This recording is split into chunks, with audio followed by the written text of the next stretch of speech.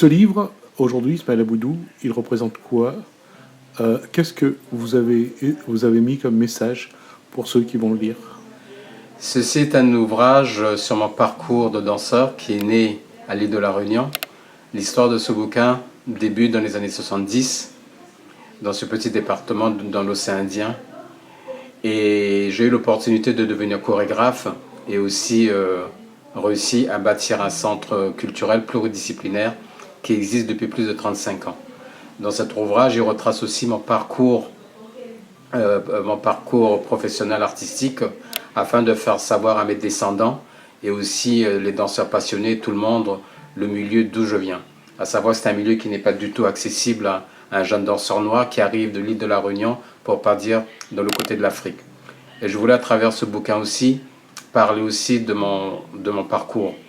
Et dans les années 90, j'ai commencé à rédiger, à prendre note de mes impressions, justement pour dire aux gens, je voulais aussi dans cet écrit vouloir répondre à plusieurs personnes qui me questionnaient et qui me questionnent toujours sur mon parcours atypique et mon environnement modeste.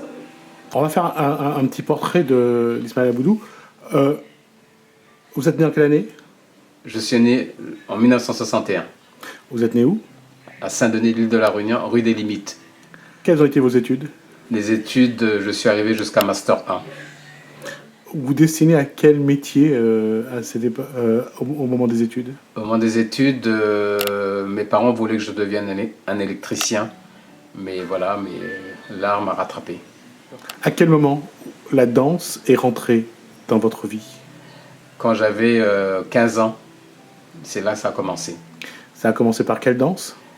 À l'époque, disco, le funk, tout ce qui est danse, je dirais, populaire. À quel moment la danse est devenue une expression corporelle? Pour moi, au moment que j'ai compris que c'était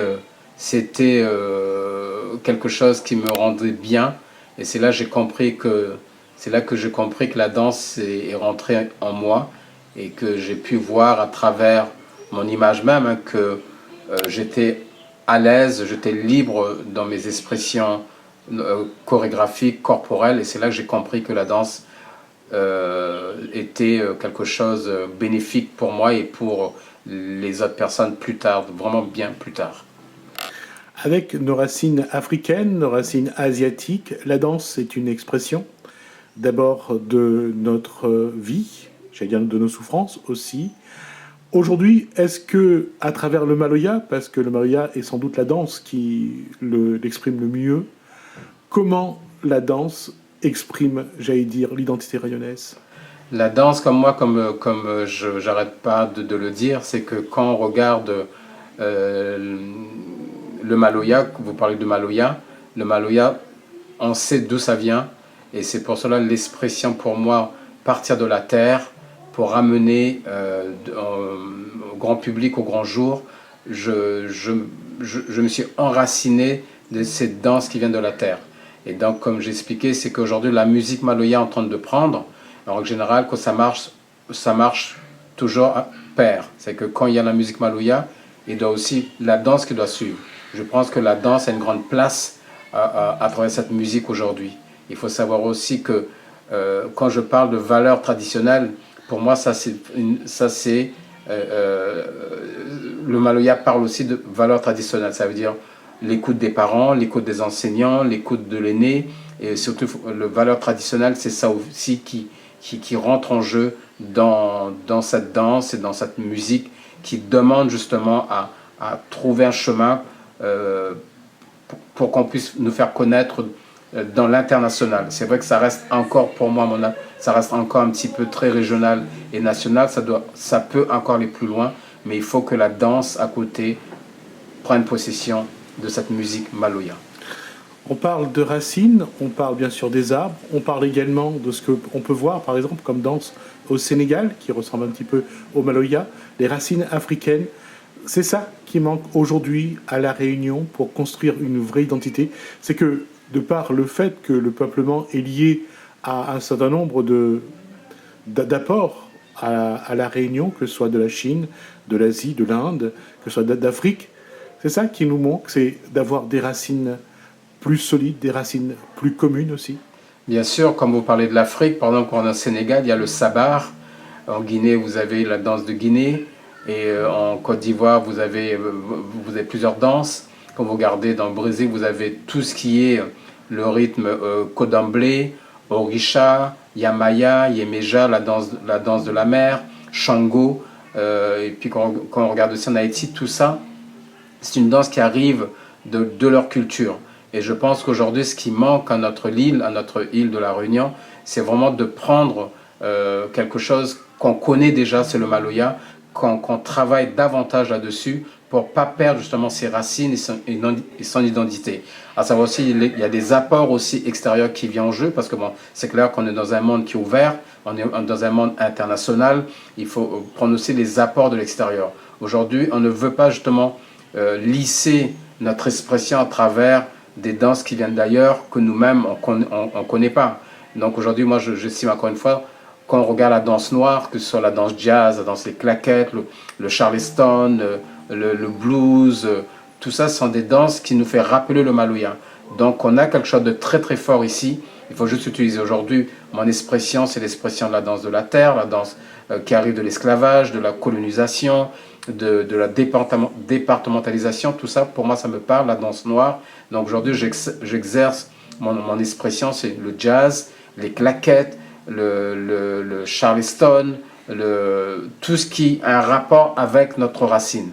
Donc aujourd'hui, c'est ça qui nous manque aujourd'hui. Et moi, je suis un fervent défenseur de la culture noire à travers le Maloya, et je veux que quelque part on arrive à comprendre ça. Si on n'a pas notre sol, comme on dit, notre âme, notre racine, on n'utilise pas notre ancrage, on va être perdu parmi les autres nations. Et c'est la question qui va sans doute faire un petit peu la transition. Connaître la danse venue des pays d'Afrique, c'est aussi un petit peu se révéler à son identité réunionnaise. Of course, bien sûr que comme je parle très souvent, c'est que la Réunion, on est vraiment vers le bas, on est vers l'Afrique. Je pense qu'il y a quelque chose de quelque chose de fort, parce qu'on a ces racines africaines sous nos pieds. On a aussi ces racines indiennes, chinoises, Europe, tout ça. Donc il faut quelque part l'utiliser. Mais voilà, pour répondre à votre question, et c'est évident qu'on doit nous accaparer de notre identité à travers cette danse, pour la danse Maloya, la musique Maloya, pensée Maloya. Et c'est ça qui fera qu'on grandira. Aujourd'hui, le Maloya est rentré dans l'UNESCO. Mais vous voyez que c'est que la musique, en général, ça suit aussi avec la danse, comme toute la musique jazz de Parker ou de Louis Armstrong ou je dirais, de Miles Davis, c'est toujours accompagné d'une danse qui s'appelle la danse jazz. Quand on regardait la musique tendance européenne, ils sont accompagnés de la danse contemporaine. Aujourd'hui, je ne vois pas pourquoi notre musique ne peut pas se marier avec la danse Maloya. À travers cette danse Maloya, c'est que c'est une danse qui peut émerger et qui peut sortir des mouvements, je dirais, inédits, innovants. Ce livre retrace un petit peu tout ce que vous venez de dire. Ce livre, justement, retrace tout ce que je veux dire, c'est que retrace ma vie, mon parcours de danseur, retrace aussi mon parcours artistique, retrace aussi toutes mes déboires, se battre contre les obstacles administratifs, les obstacles financiers, les obstacles ignorants des gens qui prennent encore des propos racistes, se battre aussi contre tout la négligence, les mauvaises habitudes, se battre aussi contre la peur, l'angoisse. Ce livre parle de ça, m'ont traversé depuis 1970.